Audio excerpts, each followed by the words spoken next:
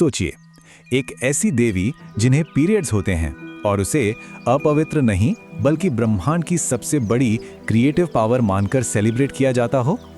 चलिए इसी में थोड़ा और गहरा उतरते हैं। और ये कोई पुरानी कहानी नहीं है, ये आज भी होता है। असम के कामाख्या मंदिर में हर साल अंबुबाची मेले के वक्त मंदिर का गर्भगृह 3 दिनों के लिए बंद कर दिया जाता है। मान्यता ये है कि इन दिनों में देवी कामाख्या, जिन्हें धरती माँ का ही रूप माना जाता है, अपने सालाना मासिक धर्म से गुजरती हैं और यही चीज जमीन की फर्टिलिटी को, उसकी उपजाऊ शक्ति को रिन्यू करती है। तो आज हम कहां से शुरू करेंगे? सबसे पहले बात होगी इसी अनोखे फेस्टिवल की, फिर जानेंगे कि इसके पीछे कौन सी शक्तिशाली देवी हैं, फिर उस कहानी को समझेंगे जिसने इस जगह को इतना पवित्र बना दिया है, और आखिर में हम दिव्यता के कुछ ऐसे रूपों को देखेंगे जो शायद सबसे ज्यादा चौंकाने वाले और अनकन्वेंशनल हैं। तो सबसे पहले ये अंबुबाची मेला आखिर है क्या?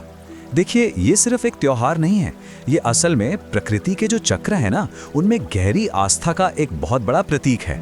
ये असम के कामाख्या मंदिर में हर साल होने वाला एक फर्टिलिटी रिचुअल है। मतलब ये सीधे सीधे देवी कामाख्या के सालाना मासिक धर्म का उत्सव है, जिसमें फेमिनाइन एनर्जी और नेचर की क्रिएटिव पावर को सेलिब्रेट किया जाता है।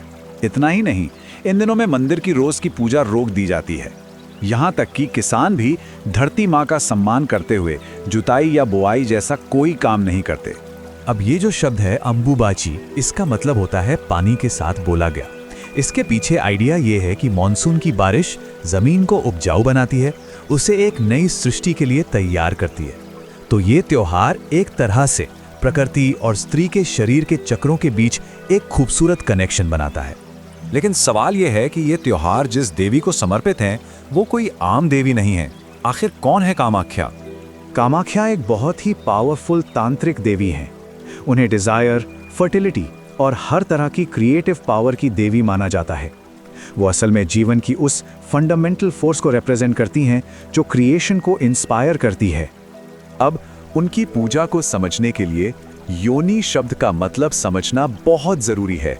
ये संस्कृत का एक शब्द है जिसका मतलब है गर्भ या सोर्स, और ये पूरी सृष्टि की उत्पत्ति का प्रतीक है। और पता है, यही वो बात है जो कामाख्या मंदिर को इतना यूनिक बनाती है। वहाँ देवी की कोई ट्रेडिशनल मूर्ति नहीं है, बल्कि उनकी पूजा एक चट्टान के रूप में होती है जिसका आकार यूनि जैसा है, और उसमें से लगातार एक अंडरग्राउंड स्प्रिंग का पानी बहता रहता है। ये लाइफ के सोर्स की एक बहुत ही डायरेक्ट और पावरफुल पूजा है। लेकिन ये जगह इतनी पवित्र है क्यों?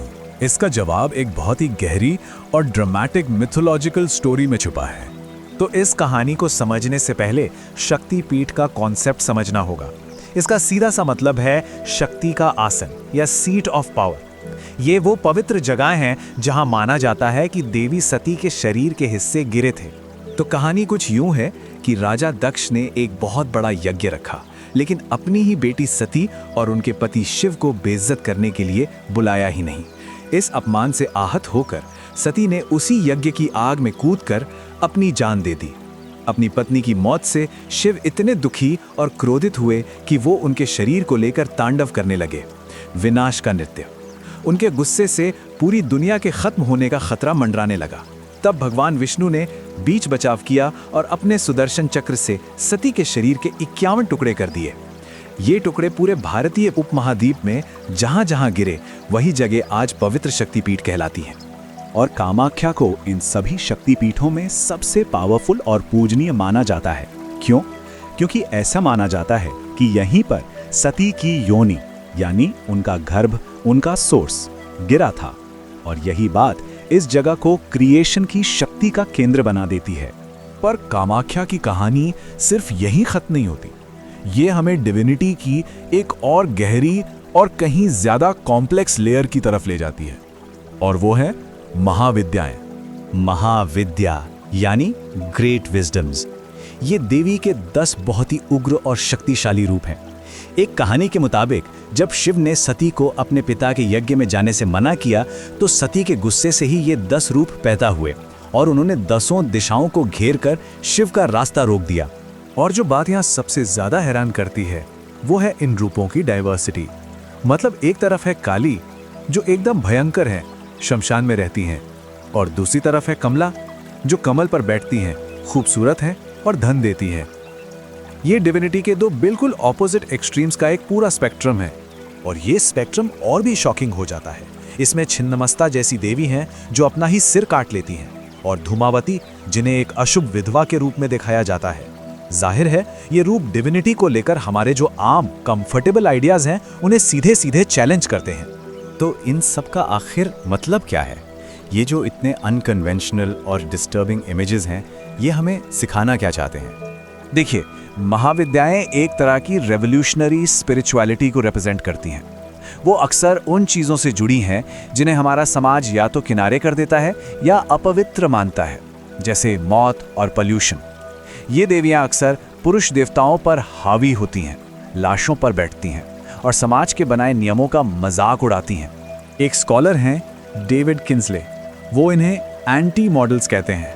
मतलब इनके जो रोल हैं वो समाज के बनाए गए एक्सेप्टेड वैल्यूज और तौर तरीकों को तोड़ते हैं। तो यहाँ पॉइंट ये है, ये जो एंटी मॉडल्स हैं ना, ये असल में स्पिरिचुअल अवेकनर्स हैं। ये दुनिया को लेकर हमारी जो कोजी फैंटेसीज होती हैं उन्हें तोड़ते हैं और हमें हकीकत का सामना करने पर मजबूर करते हैं, वो हकीकत जो हमेशा खूबसूरत नहीं होती। तो चलिए अब सारी कड़ियों को जोड़ते हैं। एक तरफ अंबुबाची फेस्टिवल है जो मासिक धर्म जैसी पॉल्यूटिंग मानी जाने वाली प्रक्रिया को पवित्र मानता है। दूसरी तरफ ये उग्र महाविद्याएं हैं जो उन चीज़ों में डिवाइन पावर दिखाती हैं जिनसे हमें आमतौर पर डर लगता है।